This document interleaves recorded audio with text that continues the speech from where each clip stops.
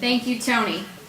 Good evening, everyone. My name is Shauna Morse, and I am an academic advisor in the undergraduate office here in LeBow. Hello, everyone. My name is Shireen Eldefrawi, and I'm a junior studying business analytics and MIS. Our next speaker is Samantha Yordy.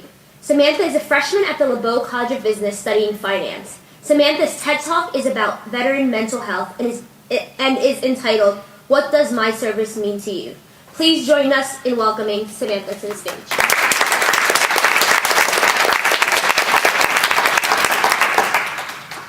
Hello, I'm Samantha, like they said a second ago, and I'll be talking about veteran mental health and what my service means to you.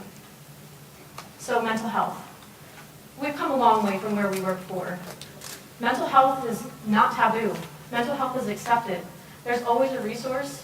There's always someone willing to listen, 24 hours a day, 7 days a week. But I feel that this isn't always true about all topics. There's a huge disconnect in veteran mental health.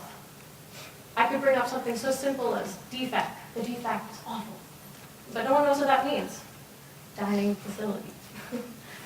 Latrine queen, I cleaned the toilet. There's this huge disconnect between veteran mental health and civilian mental health that everybody's so used to.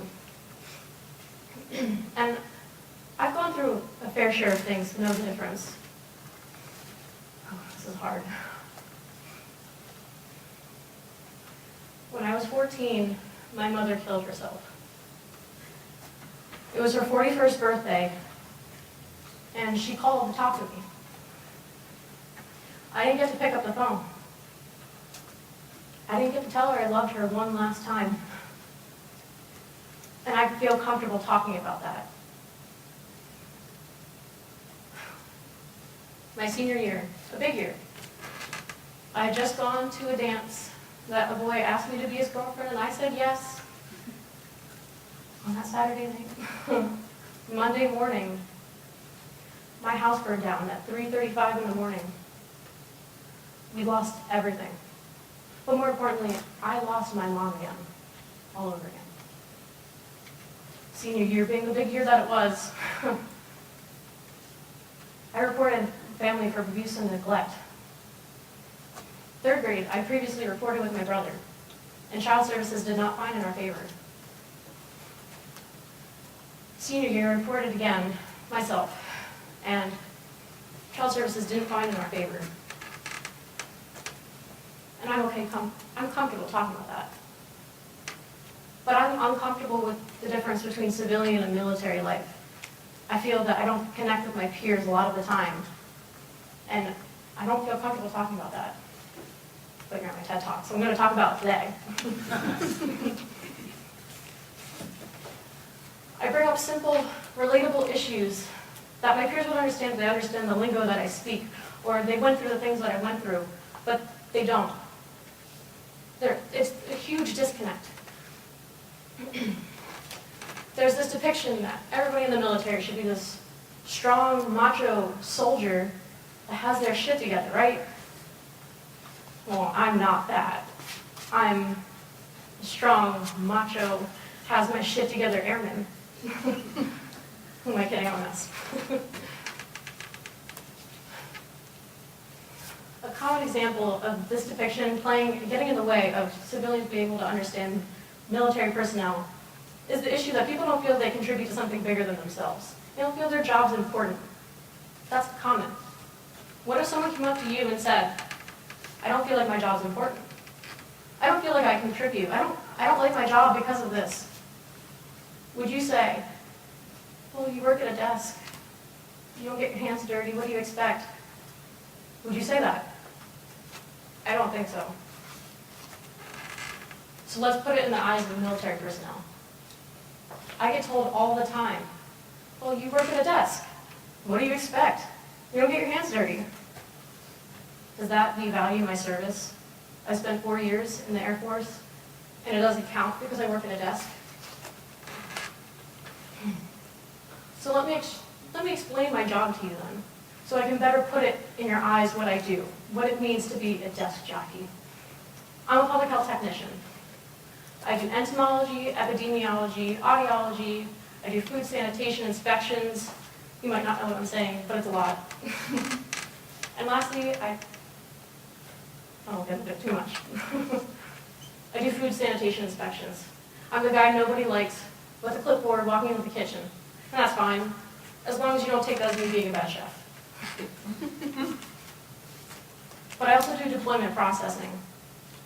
I'm the person that deployer, the guy who goes out to Iraq, Afghanistan, Kuwait, UAE, I'm the person they see before they leave. I make sure they get their shots, that they get everything they need, that they see their family one last time, make sure they have the time allotted to do that, and I put the red dog tags on their neck and on their boot. A red dog tag is what tells that combat medic, what they're allergic to. Let's say soldier, airman, Coast Guard person, Marine.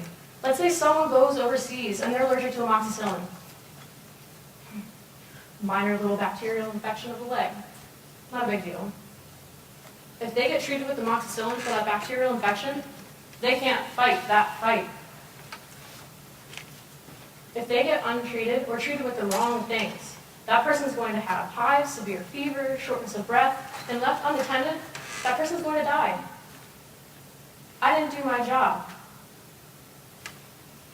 So if I don't do my job, that guy doesn't get to fight. Does that devalue my service because I work at a desk? Is it fair to treat military personnel so critically when we don't even know the jobs they do? When we don't even know what they do behind the lines? I work at a desk, and that's true. I've worked at a desk for 4 years. I put the red dog tag on the person's neck, that's great. But is it fair to have to ask every single person what their job is, what they do, and what they impact? It's not fair to have to ask that. Service is service, regardless. We can't base people's service based off whether they've deployed, whether they've seen combat at all, and how long they've been in, what branch. That's not what service is. I didn't join the Air Force, I joined the United States military. So am I supposed to suppress my feelings? Am I supposed to be the strong macho person that everybody in the military is supposed to be depicted as? Am I supposed to not talk about my feelings? Because we can fight the good fight. But did the guy that was fighting over in Afghanistan, Kuwait, UAE, everywhere, did he come back okay? We might have won the war, but did he come back victorious? Did he lose a friend while he was overseas that they both took shifts sleeping while bullets soared through the air? And what about my job? What about those countless hours I spent late at work that I missed doing what I wanted to do? Because I knew there were deployers leaving in 24 hours for a place they needed to know the information about.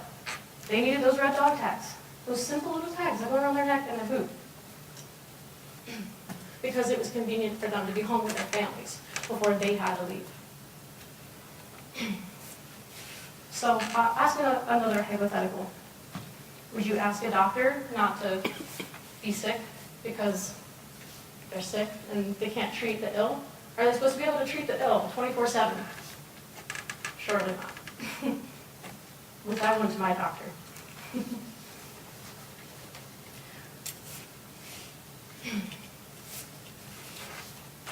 So, desk jockey, pencil pusher, chair force, whatever you want to call it. Nobody leaves without documentation. Not anybody. It's united we stand, not united we pick each other apart. Let's not devalue service based off where we've served, how long we've served, whether we serve to the fullest capacity of what civilians, military personnel, what other people think of us. I advise that we all, rather than saying thank you for your service, which is so appreciated, I love it when people say that. But it's great to say that to someone, but it's contributing to something more than themselves. So rather, let's say, how are you? Let's say, do you need anything? Do you need someone? I can be that someone. Thank you for your time, and engage with a veteran for me.